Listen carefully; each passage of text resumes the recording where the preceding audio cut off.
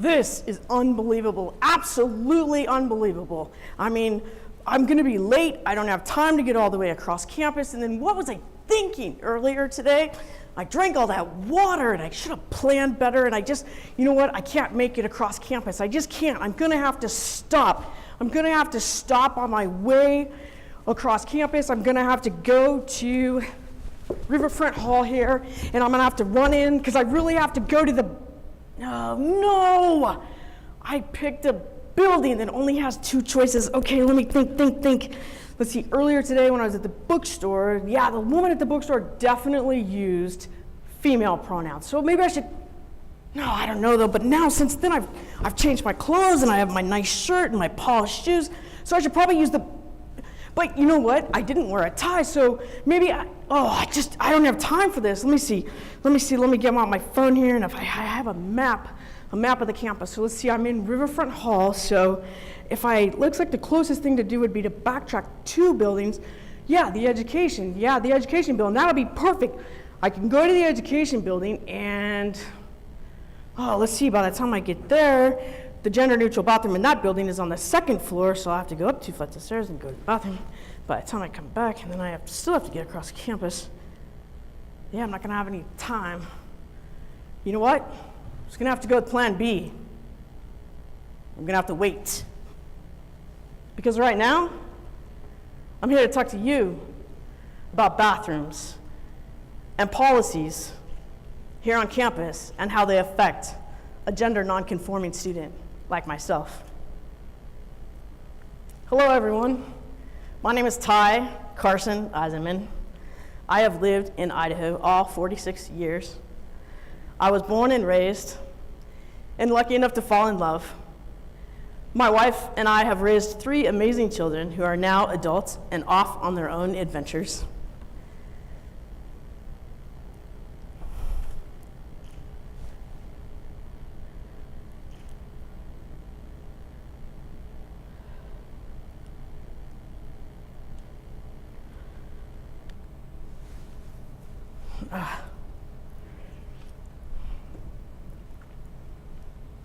Okay. Oh, man. I identify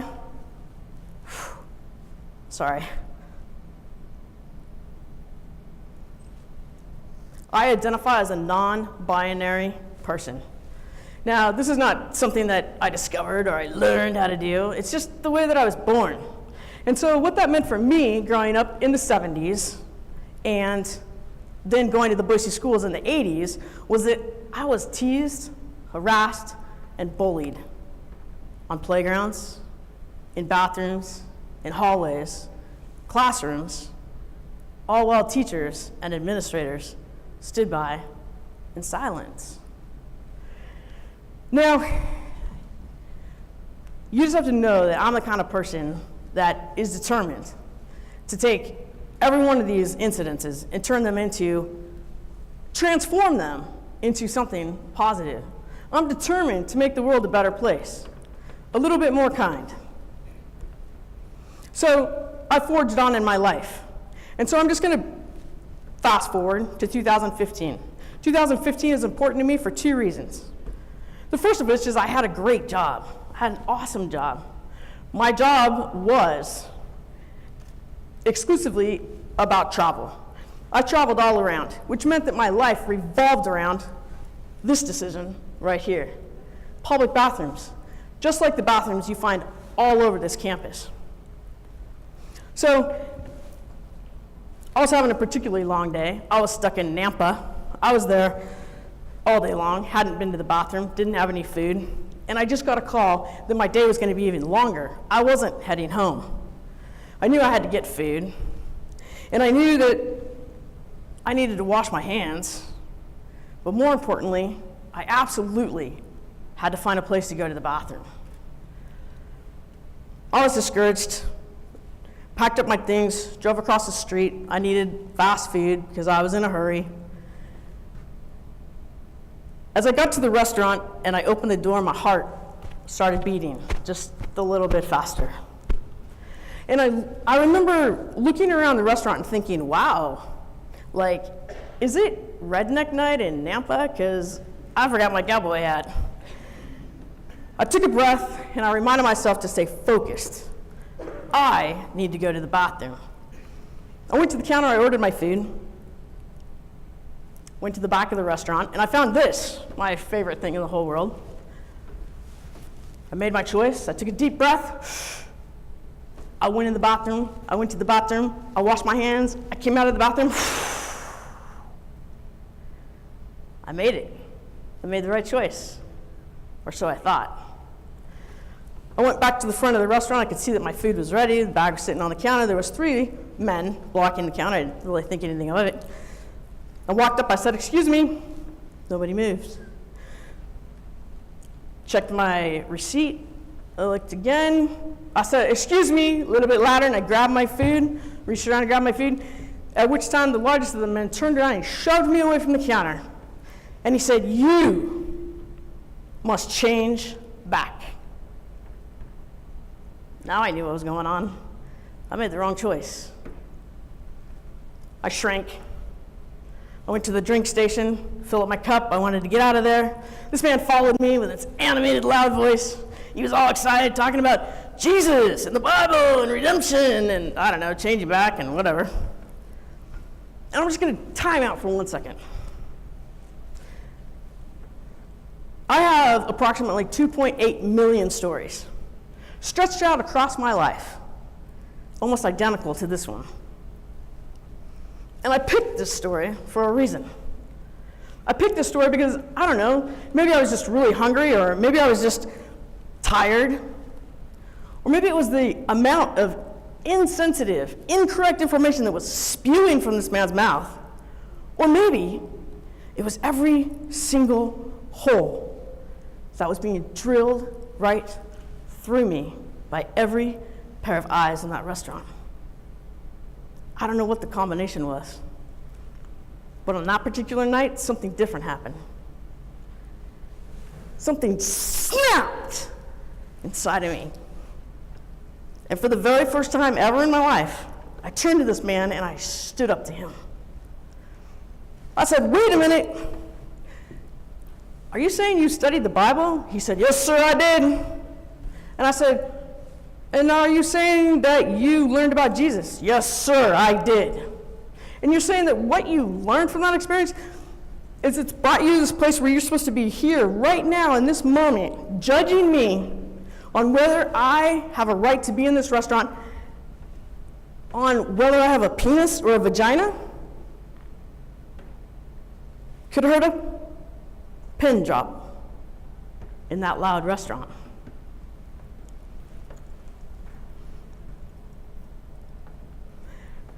Now, 2015 was also an amazing year because the transgender community all across the country was feeling just a little bit more safe. And they were actually able, the National Center for Transgender Equality was actually able to go out and count these people and do surveys to learn about them. And it was great. But what we found was almost 60% of gender nonconforming and transgender people just simply don't use public restrooms. 32% limit the amount of water they drink or food they eat, all because they're just not sure if they're going to have a safe place to go to the bathroom. My favorite statistic, 8% of these people, including yours truly, has a kidney-related health issue due to a lifetime of not having access to a restroom. So who is it? Who is it that benefits from gender-neutral bathrooms? Is it people that look like me? What if you're married to somebody of the opposite sex and they have an accident and they need help? What if you fall in love with someone who has a disability? What if you're a mom with a small son or a dad with a daughter? What if you're a grandparent, you're doing your kid a favor, you show up to campus early to drop off your granddaughter, and she has to go. You're in an unfamiliar place with unfamiliar people. What do? The answer is all human beings, all of us, benefit from safe places to go to the bathroom. So I started my journey here at Boise State University in 1993. And I was very disappointed to find out that college campuses, this college campus, and the classrooms here were similarly silent, scary, and as daunting as the classrooms that I grew up in.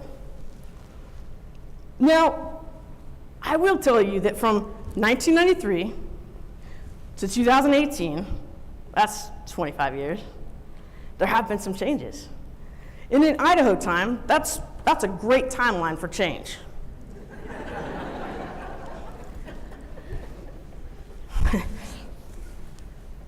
I found that things have changed.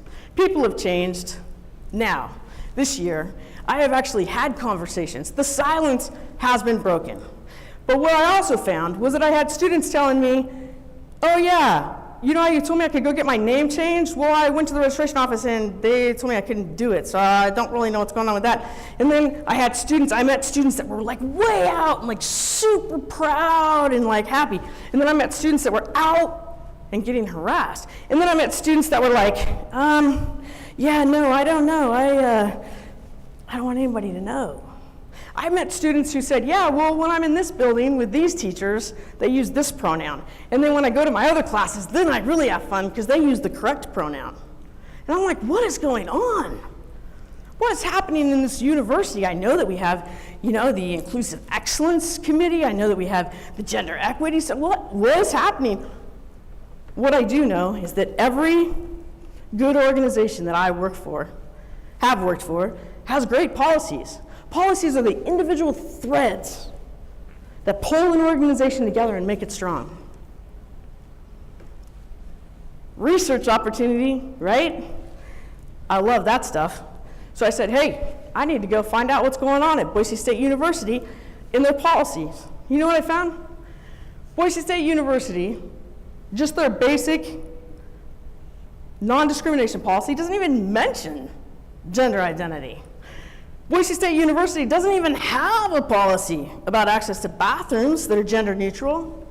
Boise State University doesn't have a policy or any kind of information about how, if I'm going to sign up to be a student here, or if I'm going to sign up for a club, that I can actually declare my gender identity so that the teacher actually has a chance to know who I am before I actually show up the first day of class. We don't have that here. So I decided, I was getting all this misinformation, I was getting confusion, and I love research, right? I eat that stuff up. So I'm like, okay, I want to make sure that I've got everything right. So I decided I was going to go make a new account, like I'm a new student. So I signed up. Even though I am getting ready to graduate here in a couple weeks, I signed up like a brand new student. I was all excited. Within the first 6 clicks of signing up to join this university, I came to this screen. Okay, this screen, this is a problem. Okay, we have the word sex, and then we have the word gender, and then we have 2 choices. Okay, so I get it, right? I get it that sex is like this really important thing, and that the university has to know my legal sex before they can give me a diploma. I get that. That totally makes sense. But I do get it that it's a law, so it has to be there. But let's look at this word gender. What is happening with that? Let me give you a scenario. So student A comes to me and says, hey, Ty, we've taken some classes together, and you look like this, and you talk like that, and you're interested in this, but you're not in that, and I'm just trying to figure you out, and I just want to be respectful, so, what are your pronouns? Tell me about your gender identity. That's a great conversation. Let's have that conversation. Scenario B, student comes to me and says, geez, Ty, you look like that, you talk like that, you dress like this, and I don't really understand what's going on. What's your sex? Whoa! We just went from student A saying, hey, Ty, I want to know who you are as a person, to, Hey, Ty, I want to know what's going on. Who are you right here? Don't talk about that. That's nobody's business. Unless you're my wife or my doctor, we're not going to talk about that. That's not an appropriate question. But yet, less than 6 clicks into the very first thing that I see in this university, these words are not the same and they're not interchangeable. That's an easy fix. Gender needs to be in its own box, and we need to let students put what they want in there. We need to give teachers a chance to know who their students are before they show up the first day of class. So here's the really cool thing about this year. I've had a dozen conversations. I've had conversations with policymakers and deans and like all kinds of people that, like, I was like, whoa, what is happening? I'm getting ready to graduate. Now we're having all these conversations. But I'll take it, whatever I can get, right? So I'm just wondering, who's ready? Who's ready to join me? Who's ready to join these people in making some changes in this university? Everybody wants to feel safe. Everybody wants to feel included. We have some work to do here. We have broken the silence, and we're having the conversations, and that's fantastic. But now it's time to have some action. Now it's time to write those policies. Now it's time to take our university from places that people like me can go to the bathroom in this many buildings to this many buildings. Time is now. Well, enough out of me. I gotta go. I mean, like, I really gotta go. Like, I still gotta go to the bathroom. Please come and talk to me afterwards. And thanks for being here.